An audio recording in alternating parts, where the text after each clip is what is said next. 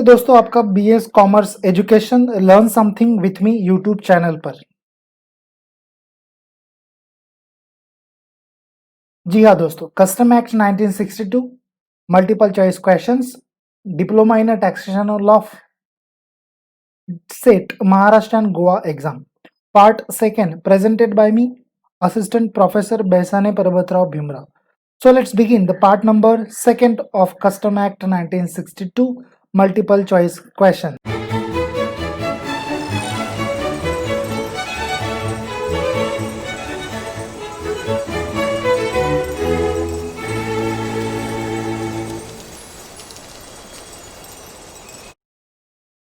Let's see the first question of our this video. The question number 11.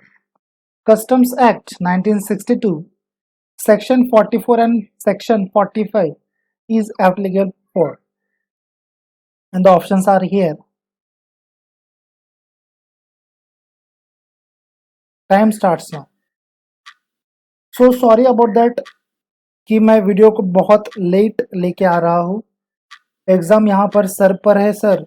जी हाँ दोस्तों कुछ काम निकल जाते हैं, पर्सनल भी काम होते हैं दोस्तों, इतना ही काम नहीं रहता है वीडियोस बनाना या फिर और भी कुछ बाकी काम होते हैं ना दोस्तों. तो यहाँ पर कस्टम एक्ट 1962 सेक्शन 41 एंड 45 किसके लिए एप्लीकेबल है? चलिए यहाँ पर टाइम खत्म और हम आंसर देख लेते हैं. आंसर हमारा सी है, मतलब clearances of imported goods and exports goods. जी हाँ दोस्तों, इसके लिए हम 1962 कस्टम एक्ट का सेक्शन लगाते हैं 44 और 45, imported goods and exported goods. जी हाँ दोस्तों, इंपोर्ट एंड एक्सपोर्ट्स के लिए, क्लियरेंस के लिए. जी हाँ. Let's move on to the next question. Question number 12. This should be appointed at a particular places only which have been declared by central government. Central Board of Excise and Customs. आपका time मैं यहाँ पर start कर देता हूँ. वैसे customs act 1962 थोड़ा difficult है. कैलकुलेशन का पार्ट तो हालांकि वहाँ पर ज़्यादा नहीं है, बट थेरी अगर देख लोगे तो भाई पागल हो जाओगे, इतनी डेंजर थेरी है कस्टम्स एक्ट 1962. जी हाँ दोस्तों, मतलब पागल तो नहीं होते हैं सर, बट बहुत डिफिकल्ट है, थोड़ी टफ लैंग्वेज है. Income tax act 1962 income tax act 1961 के अलावा कस्टम एक्ट 1962 की लैंग्वेज थोड़ी ज़्यादा टफ है. तो यहाँ पर डी हमारा आंसर बन जाता है वेयर हाउसेस. ऑप्शंस में ही आपका यहाँ पर मतलब क्वेश्चन में ही आपका यहाँ पर आंसर था, तो कैसे मैं आपको बता दूं. This should be appointed at a particular places. Particular place के लिए जो चीज़ अपॉइंट की जाती है, which have been declared by, और वो डिक्लेयर की जाती है कहाँ से? Central board of excise and customs से. जी हाँ दोस्तों, particular places only which have been declared. ऐसा पूछा तो चीफ कमिश्नर तो होता ही नहीं है, डेप्यूटी कमिश्नर होता नहीं है, और ए और बी दोनों होते नहीं है. इस वजह से वेयर हाउस हमारा यहाँ पर आंसर बन जाता है. Let's move on to the next question. Question number 13 देखते हैं. The central board of excise and customs has delegate his power to this commanding officer for declaring the places of where houses stations. दोस्तों question थोड़ा tough है, but यदि अगर आपको इन दोनों बंदों के बारे में पता होगा तो आप आंसर दे पाओगे. क्वेश्चन को ठीक से पढ़िएगा, मैं यहाँ पर ठीक से पढ़ने का पूर्ण तरीके से प्रयास कर रहा हूँ. The Central Board of Excise and Customs has delegate his power to this commanding officer for declaring the places of warehouses station. ऐसा पूछा गया सवाल है. यहाँ पर टाइम खत्म होता हुआ और यहाँ पर टाइम आपका खत्म. जी हाँ, आंसर देख लेते हैं, बट आंसर देखने के बाद में, मतलब देखने से पहले देखने वाला था हम, बट अभी डायरेक्ट देख लेते हैं. The central board of excise and customs मतलब CBEC ने कुछ ऑफिसर्स को अपॉइंट किए हुए रहते हैं. जी हाँ, his power to this commanding officer को कमांडिंग ऑफिसर कहलाते हैं. For delegating for declaring the places of warehouses station, इसका मतलब सिंपल सिंपल यही है कि वेयर हाउस स्टेशन को अपॉइंट कौन करता है, वेयर हाउस स्टेशन को डिक्लेयर कौन करता है, डिक्लेयरिंग कौन करता है। वो प्लेस अगर कहीं पर अच्छी है तो वो वेयर हाउस होगा या नहीं होगा, ये कौन करे, तो ये कौन कहता है, तो ए यहाँ पर कौन हो जाता है बंदा, चीफ कमिश्नर ऑफ कस्टम्स। जी हाँ दोस्तों, यही बंदा वेयर हाउसेस को डिक्लेयर करता है, कुछ प्लेसेस को वेयर हाउसेस स्टेशन डिक्लेयर करता है। दोस्तों क्वेश्चन शायद थोड़ा ट्रिकी था, यदि अगर हाँ तो एक लाइक जरूर कर दीजिए दोस्तों को, क्योंकि क्वेश्चंस बहुत टफ आने वाले हैं इस सब्जेक्ट के कस्टम एक्ट के रिलेटेड। स्टडी चालू रखिए दोस्तों कस्टम एक्ट का। इनकम टैक्स तो हम कर ही रहे हैं, इनकम टैक्स टीवाई से पढ़ रहे हैं, कस्टम एक्ट हमें अभी अभी मिला है। टीवाई सॉरी, टीवाई में हमने इनकम टैक्स एक्ट पढ़ा था, अभी हम कस्टम्स एक्ट पढ़ रहे हैं डिटेल के अनुसार, मतलब डिटेल के मान के अनुसार। क्वेश्चन 14 नंबर आपका आपके सामने ये रहा।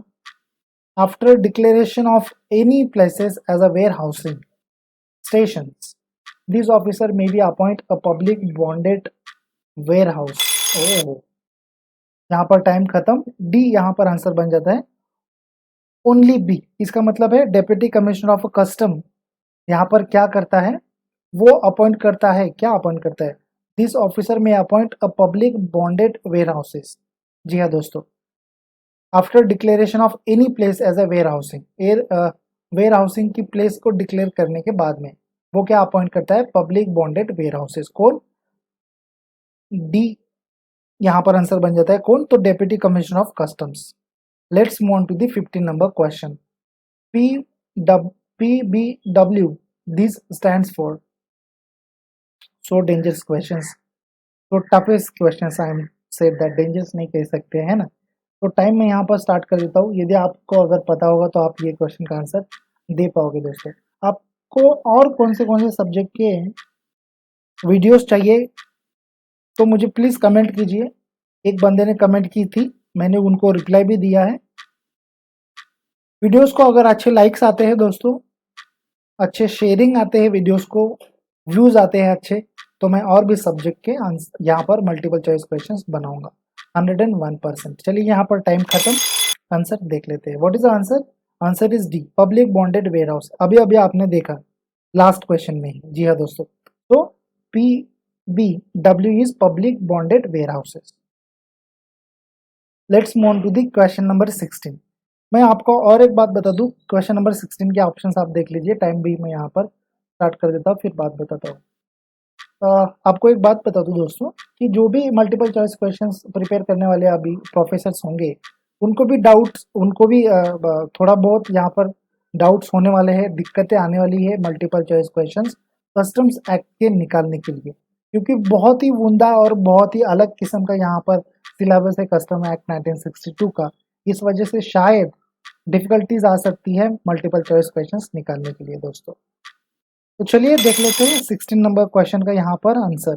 What is answer, C is our answer to दी है, बोथ ऑफ द अबव। क्या है, under section 58 private bonded warehouses can be licensed bye.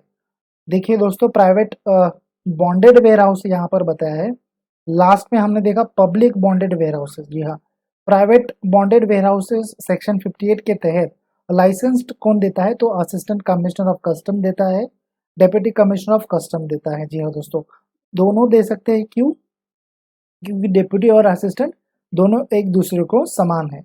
जी हाँ दोस्तों, या फिर डेप्यूटी और असिस्टेंट दोनों एक ही है। Let's move on to the next slide. चलिए चाय वाय पीते हैं यार, बहुत टाइम हो गया। जी नहीं दोस्तों, दोस्तों अगर आपको ये पीडीएफ चाहिए, मतलब क्या आपको ये पीडीएफ चाहिए, यदि आपका जवाब हाँ है, जी हाँ दोस्तों, यदि आपका जवाब हाँ है तो आप मुझे क्या कर सकते हैं, मतलब आप क्या सकते हैं, तो कस्टम एक्ट की पीडीएफ में यहाँ पर आपको 20 रुपीज़ में दे रहा हूँ। 35 क्वेश्चंस यहाँ पर प्रोवाइड करूँगा कस्टम एक्ट के। इनकम टैक्स एक्ट 1961 की पीडीएफ में यहाँ पर आपको 30 रुपीज़ में दे रहा हूँ। 85 क्वेश्चंस वहाँ पर मैं आपको प्रोवाइड करूँगा। आपको पेमेंट कैसे करनी है दोस्तों, तो फ़ोन पे या फिर गूगल पे से आप मुझे पेमेंट कर सकते हैं। लिंक मतलब मोबाइल नंबर मैं डिस्क्रिप्शन बॉक्स में दे दूँगा, वहाँ से आप मुझे पेड कर सकते हैं। 20 rupees for custom act 1962 PDF के लिए, ₹30 फॉर इनकम टैक्स एक्ट 1961 के लिए 85 क्वेश्चंस मैं वहाँ पर आपको प्रोवाइड करूँगा दोस्तों। एक बात ध्यान में रखिए, पेमेंट करने के बाद में आपको मुझे स्क्रीनशॉट भेजना है वही नंबर पर, मतलब व्हाट्सएप का नंबर भी मेरा वही वहाँ पर है, मैं बता दूंगा कौन सा व्हाट्सएप का नंबर है दोस्तों। यहाँ पर 10% आपको डिस्काउंट मैं दूंगा, बट 10% डिस्काउंट देने के लिए कंडीशंस हैं यहाँ पर। तो वो कंडीशंस क्या है, चलिए देख लेते हैं conditions. If buying a both PDF before 10 सितंबर 2020, अगर 10 सितंबर 2020 के पहले आप दोनों पीडीएफ बाय करना चाहते हो तो 10% डिस्काउंट मैं आपको दूंगा। जी हाँ दोस्तों, और इसमें क्या देने वाला हूँ एक्स्ट्रा, तो चलिए देख लेते हैं। कस्टम एक्ट के लिए क्या है, 35 क्वेश्चंस तो दूंगा ही दूंगा, प्लस 15 एक्स्ट्रा क्वेश्चन दूंगा, तो इस वजह से आपके क्वेश्चन कितने बन जाते हैं, 50 क्वेश्चंस बन जाते हैं। जी हाँ दोस्तों, कस्टम एक्ट के 50 questions. Income tax act 1961 PDF में मैं यहाँ पर आपको क्या प्रोवाइड करूंगा,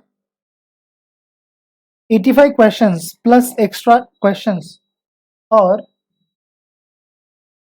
with some difficult questions explanation. जी हाँ दोस्तों, यहाँ पर मैं आपको इनकम टैक्स एक्ट 1961 के तहत 85 क्वेश्चंस तो दूंगा ही दूंगा, 15 क्वेश्चंस एक्स्ट्रा दूंगा दोस्तों। इस वजह से आपके टोटल कितने क्वेश्चन बन जाते हैं, 100 क्वेश्चन बन जाते हैं इनकम टैक्स एक्ट 1961 के लिए, और 50 क्वेश्चन बन जाते हैं कस्टम एक्ट 1962 के लिए। So sorry about that, here is a custom act 1962 है दोस्तों, गड़बड़ हो गई, कोई बात नहीं, कस्टम एक्ट 1962 है दोस्तों। स्क्रीनशॉट सेंड करने के बाद में आपको विद इन दी 30 मिनट्स आपको पीडीएफ प्रोवाइड की जाएगी जो पासवर्ड प्रोटेक्टेड होगी। देखिए यहाँ पर 10% डिस्काउंट देने के बाद में, मतलब 10% डिस्काउंट अगर आप बाय करना चाहते हो 10% डिस्काउंट के साथ में, तो आपको यहाँ पर एक्चुअल पेमेंट कितनी करनी है, ₹45। जी हाँ दोस्तों, ₹45 बड़ी नहीं अमाउंट नहीं है यार, मुझे नहीं लगता बड़ी अमाउंट है, शायद ₹45 अभी आने वाले एग्जाम्स के लिए। तो आप मुझे स्क्रीनशॉट भेजिए अगर पेमेंट आप करते हैं, आप अगर लेना चाहते हैं पीडीएफ, कंपलसरी नहीं है दोस्तों। यहाँ पर भी कस्टम एक्ट हमारा 1962 बन जाता है। चलिए नेक्स्ट क्वेश्चन को देखते हैं। 17 नंबर वाला question, in case of a sensitive goods private bonded warehouses applicant should produce a solvency certificate from a scheduled bank for a license of a warehouses. This certificate value should not less than of rupees। दोस्तों ऐसे ही कुछ tricky questions आपको उस PDF में मिलेंगे यदि अगर आप बाय करना चाहते हैं तो। मुझे लगता है आप 101% बाय करेंगे दोस्तों, आपको ₹45 ज़्यादा नहीं है यार, मुझे नहीं लगता ज़्यादा है ₹45। हम ऐसे ही बाहर अगर चले गए तो 35 का 50 रुपीज़ की पाव भाजी ही खा लेते हैं, है कि नहीं। पाव भाजी अच्छी लगती है यार, बहुत अच्छी होती है। 17 नंबर का क्वेश्चन, यहाँ पर टाइम खत्म होता हुआ दोस्तों, थोड़ा बहुत जोक तो मैं आप लोगों के साथ में कर ही सकता हूँ दोस्तों, क्योंकि अभी लॉकडाउन का पीरियड है, बाहर जाना अलाउड नहीं है ज़्यादातर। टाइम यहाँ पर खत्म, आपके सामने अमाउंट सॉरी आपके सामने आंसर ये रहा, और अमाउंट यहाँ पर क्या बन जाती है, 50 लाख रुपीज। जी हाँ दोस्तों, इन case of a sensitive goods, अगर सेंसिटिव गुड्स का लाइसेंस आप लेना चाहते हो प्राइवेट बॉन्डेड वेयर हाउसेस के लिए, ऐसे समय में जो एप्लीकेंट होता है उसको एक सर्टिफिकेट निकालना पड़ता है शेड्यूल बैंक के मतलब शेड्यूल बैंक से वो निकलता है वो सर्टिफिकेट, और वो सर्टिफिकेट की अमाउंट कितनी होती है, ₹50 लाख होती है दोस्तों। जी हाँ, सेंसिटिव गुड्स के संबंध में ही ये चीज़ आती है। उम्मीद करता हूँ 17 नंबर का क्वेश्चन आपको ठीक से समझा होगा, यदि अगर नहीं तो कमेंट कीजिए क्या नहीं आपको वहाँ पर समझा। आपके सामने ऑप्शन ये रहे क्वेश्चन नंबर 18 के लिए। टाइम मैं यहाँ पर स्टार्ट कर देता हूँ, बहुत ही ईजी और बहुत ही सिंपल, बहुत ही आसान यहाँ पर 18 नंबर का क्वेश्चन आपके सामने रहा दोस्तों। Sensitive goods has been not included this one, क्या इंक्लूड नहीं होता है सेंसिटिव गुड्स में,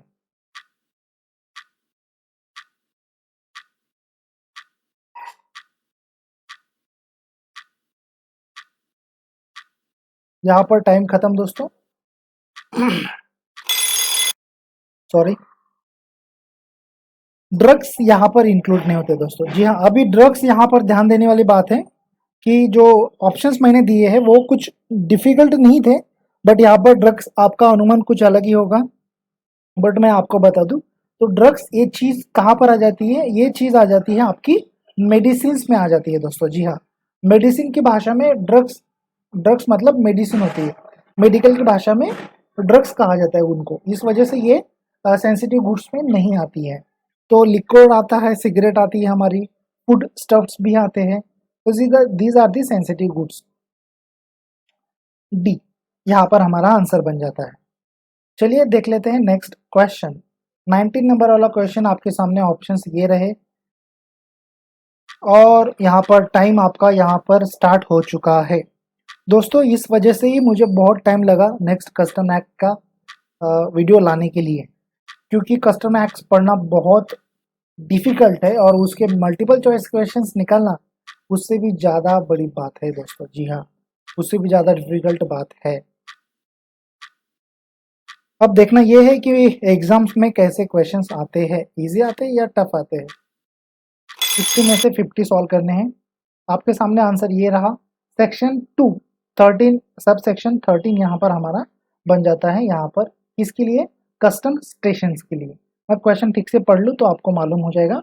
विच section has been defined customs station which mean by any custom air custom port, customs airport और लैंड कस्टम्स स्टेशन। जी हाँ दोस्तों, ये चीज़ें आ जाती है हमारी कस्टम स्टेशन में। और कस्टम स्टेशन की डेफिनेशन या फिर कस्टम स्टेशन ये कौन से सेक्शन में डिफाइन किया है, हमारे कस्टम एक्ट 1962 के तहत section 2 sub section 13।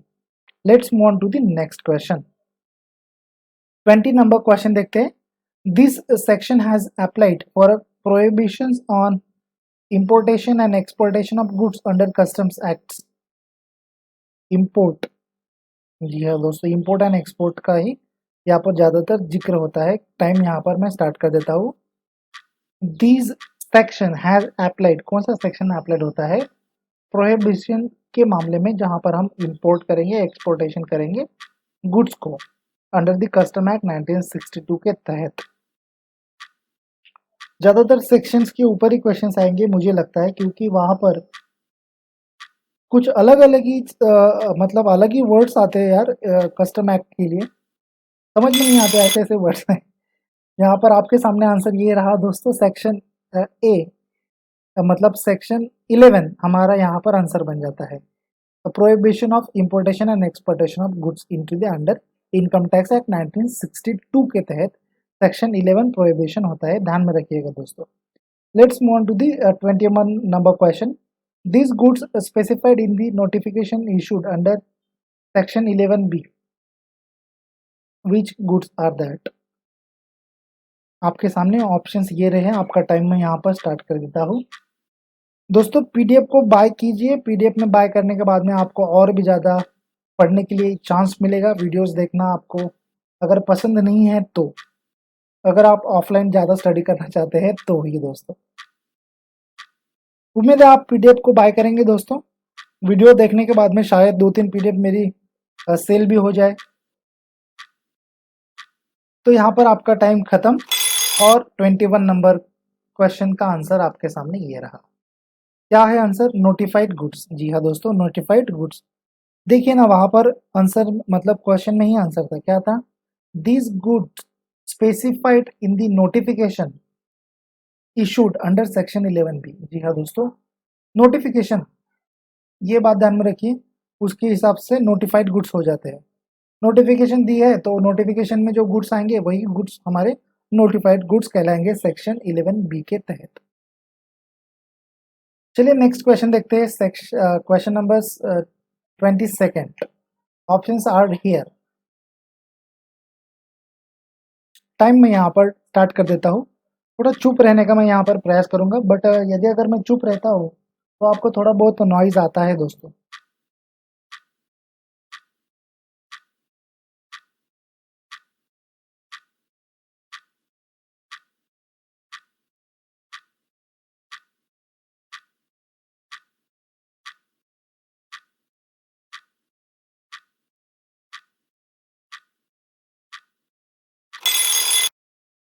Okay, the time is up to the here.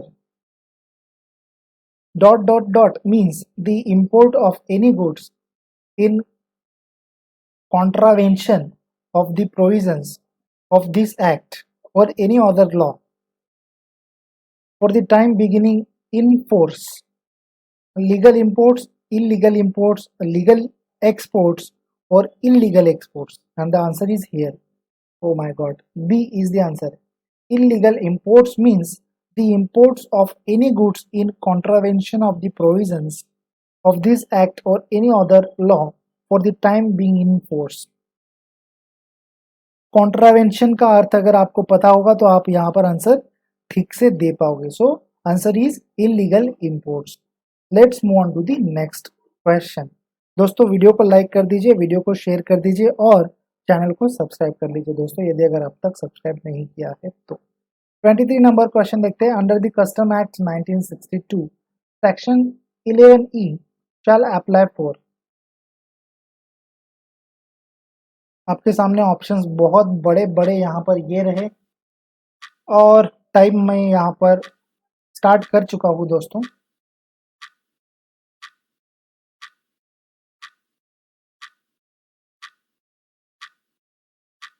थोड़े ज़्यादा क्वेश्चंस देखेंगे आज. वीडियो शायद लंबा हो सकता है बट आप टिके रहेंगे, मुझे मालूम है आपको एग्जाम देनी है. Okay, the time is up to the here and let's see the answer. है answer is A. Person positioning notified goods to maintain accounts.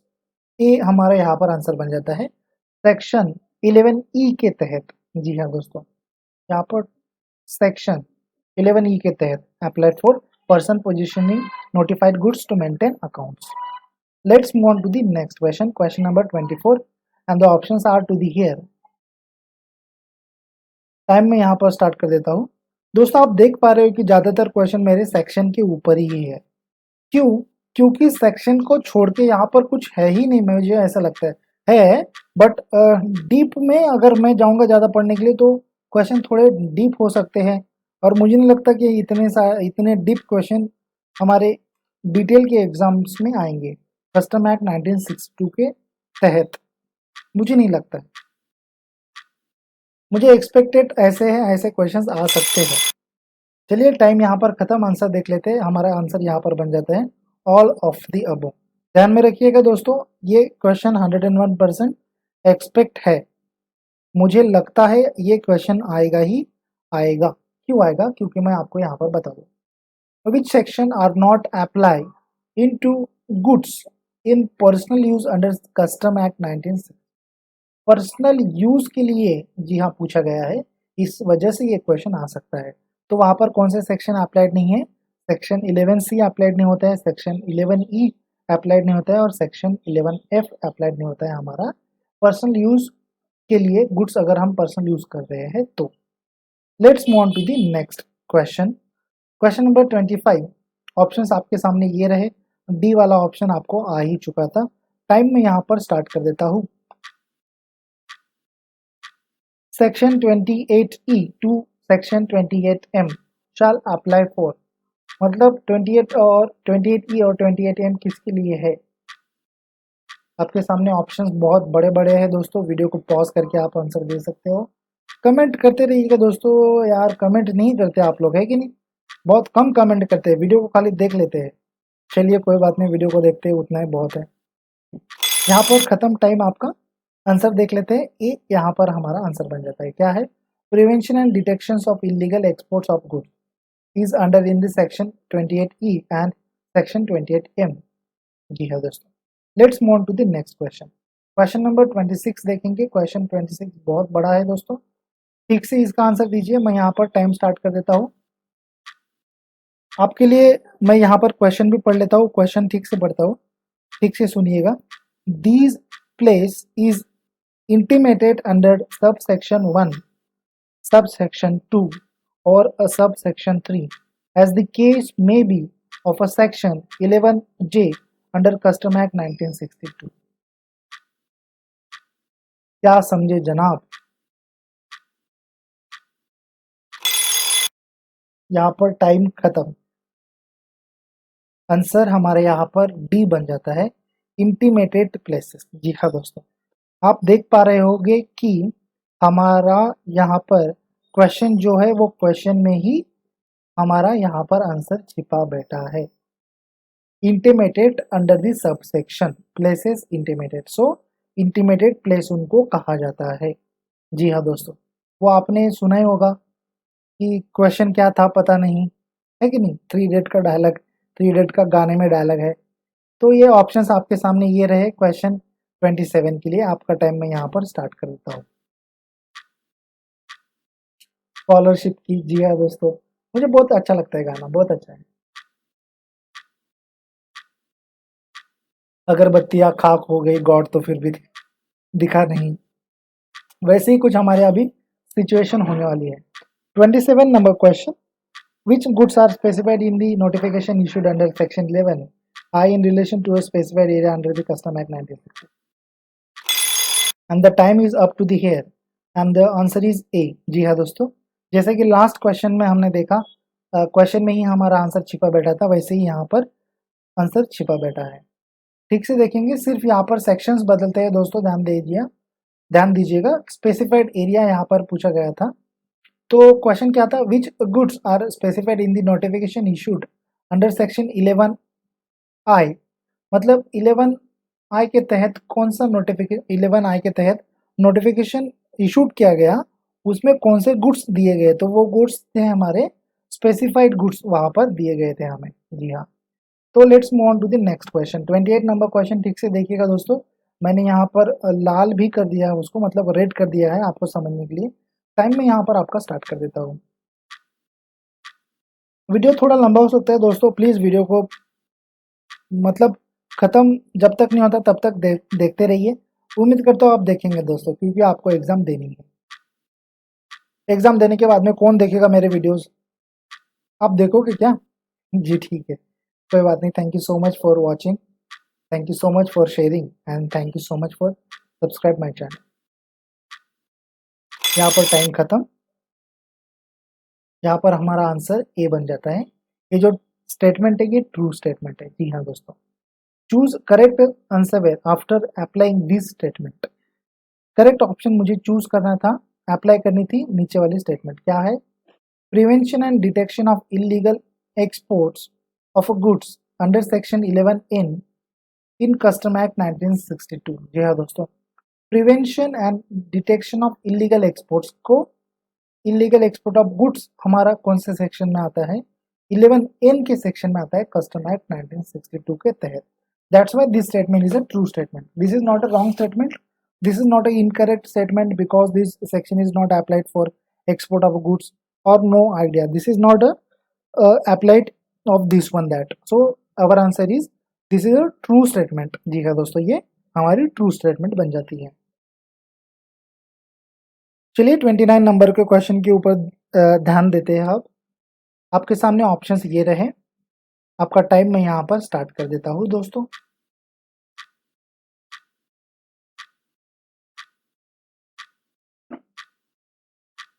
यहाँ पर टाइम खत्म होता हुआ,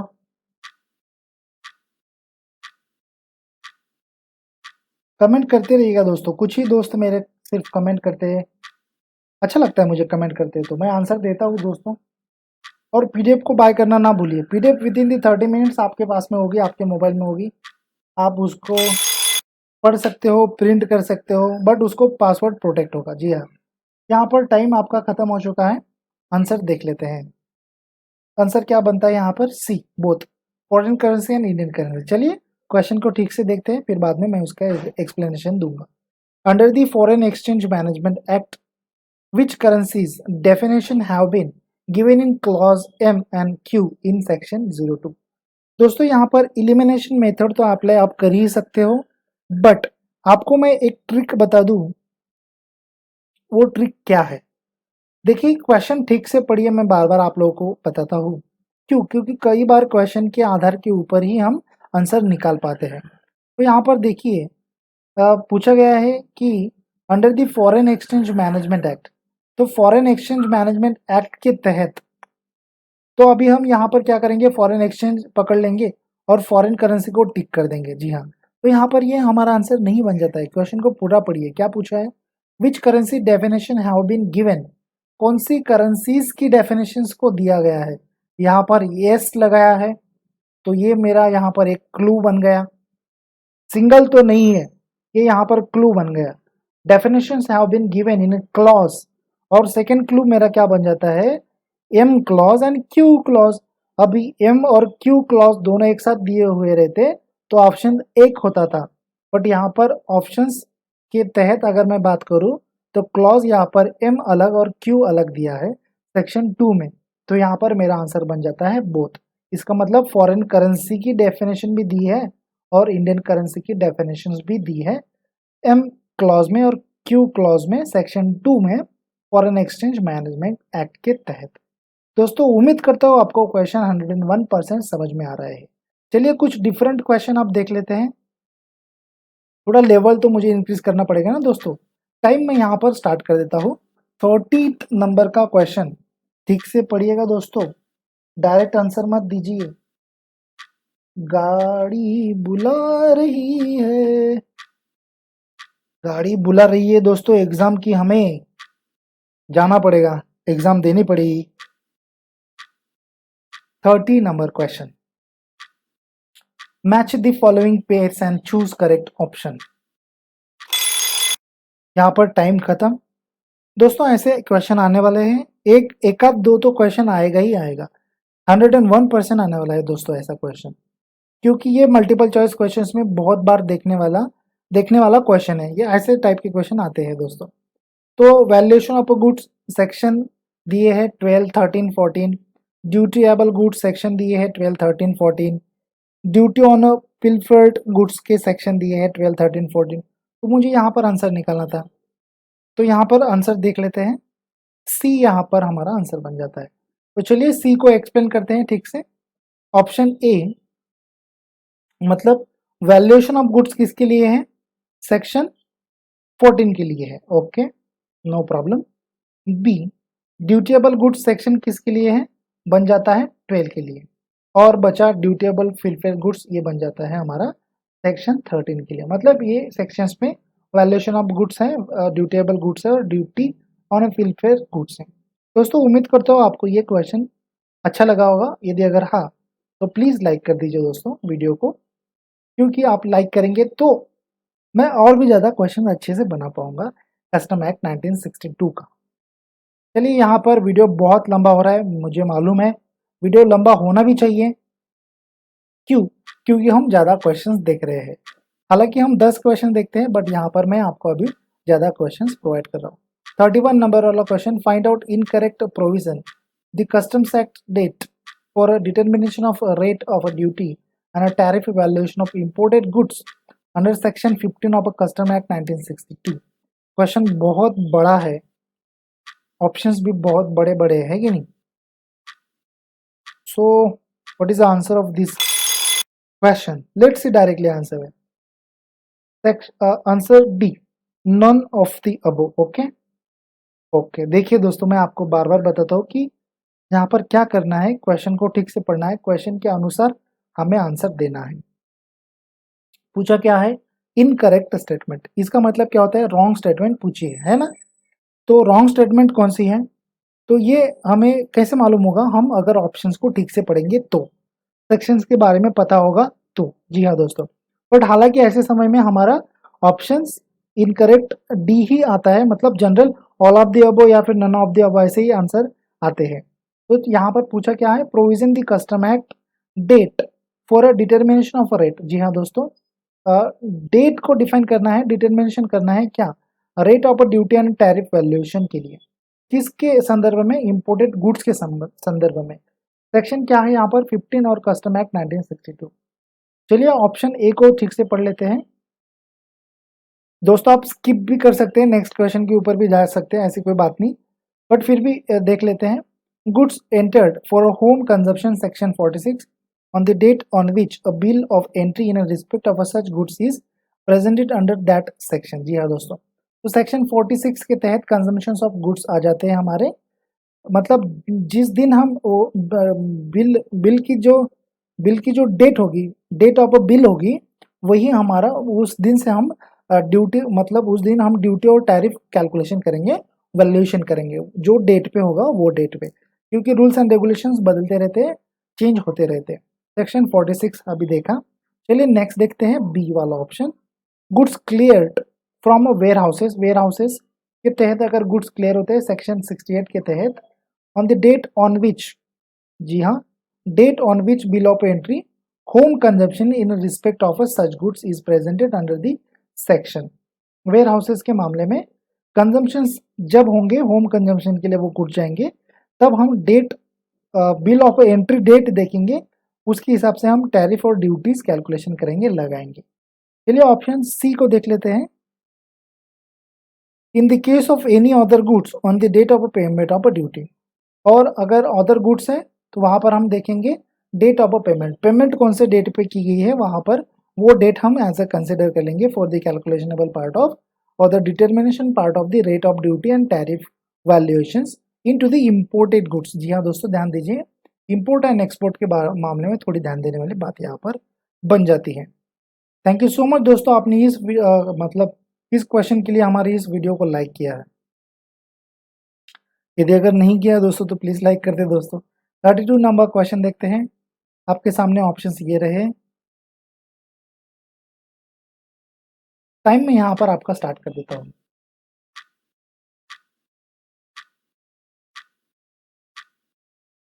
find out correct provisions the customs act date for a determination of rate of duty and tariff valuation of exported goods under section 16 of customs act 1962। हालांकि ये question का मैं explanation नहीं दूंगा, आप डायरेक्टली आंसर देख सकते हैं।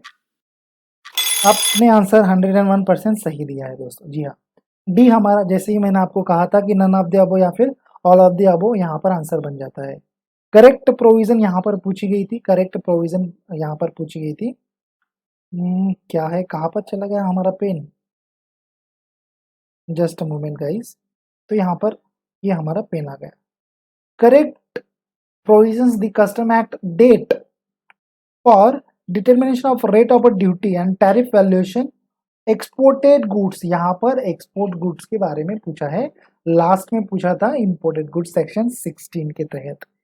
Goods entered for export what ever that the options, जैसे कि मैंने आपको कहा, आप पढ़ सकते हैं दोस्तों, आपको समझाने की बात नहीं, आप मुझसे ज़्यादा बेहतर समझते हो दोस्तों, क्योंकि आप एक्चुअल में वर्किंग करते हो कस्टम एक्ट के ऊपर या फिर कस्टम एक्ट के तहत या फिर इनकम टैक्स एक्ट 1961 के तहत। चलिए मूव ऑन करते हैं नेक्स्ट क्वेश्चन के ऊपर, ज़्यादा वक्त यहाँ पर हो चुका है। 33 नंबर क्वेश्चन यहाँ पर आपके सामने ऑप्शंस ये रहे, आपका टाइम मैं स्टार्ट कर देता हूँ। ऑप्शन बहुत ईजी है, क्वेश्चन भी बहुत ईजी है दोस्तों। क्वेश्चन को पढ़ लेता हूँ। Which is the biggest custom zone in our country? Which is India? India, that is a Bharat. In terms of a revenue collection. तो ये कस्टम जोन है हमारे भारत में। यहाँ पर टाइम खत्म, आंसर देख लेते हैं। मुंबई कस्टम जोन सेकेंड हमारा सबसे ज्यादा रेवेन्यू कलेक्शन करने वाला है कस्टम एक्ट 1962 के तहत। जी हाँ दोस्तों, क्या मुंबई कस्टम जोन सेकेंड हमारे कंट्री में रेवेन्यू ज़्यादा कलेक्शन करता है। हालांकि ये जानकारी 2020-21 के मान के अनुसार है, आगे चल के ये चेंज भी हो सकता है दोस्तों। जी हाँ, let's move on to the next question. ये भी क्वेश्चन थोड़ा ट्रिकी है, ठीक से ध्यान दीजिए। लास्ट क्वेश्चन जैसे था वैसे ही क्वेश्चन है। अगर आपको सो सॉरी, यहाँ पर आंसर आपका आ गया, so sorry guys, so sorry about that.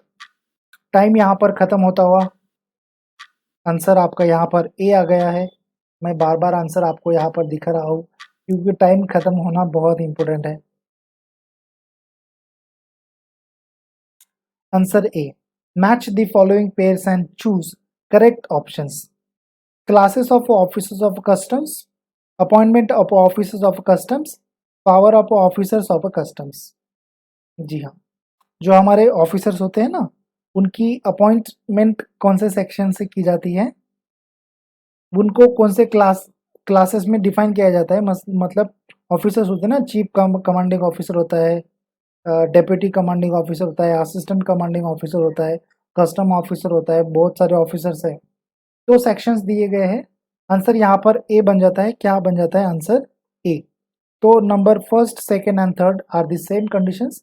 Classes of officers of custom has been defined by section 3 of custom act 1962, same to the related. ज़्यादा बात नहीं करूंगा। Next to the 35 number question, last number question of our this video.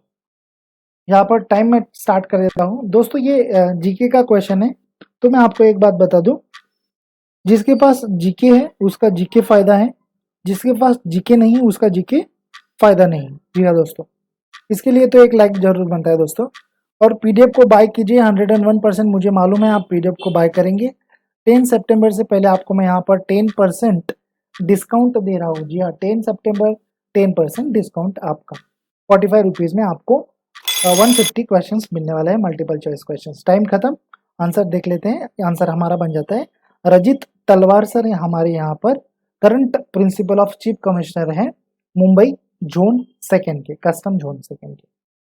तो thank you so much guys, thanks for the sharing of this video. Thank you so much for like this video, and thank you so much for subscribe to our channel. Have a good day. Bye bye. Take care. See you soon.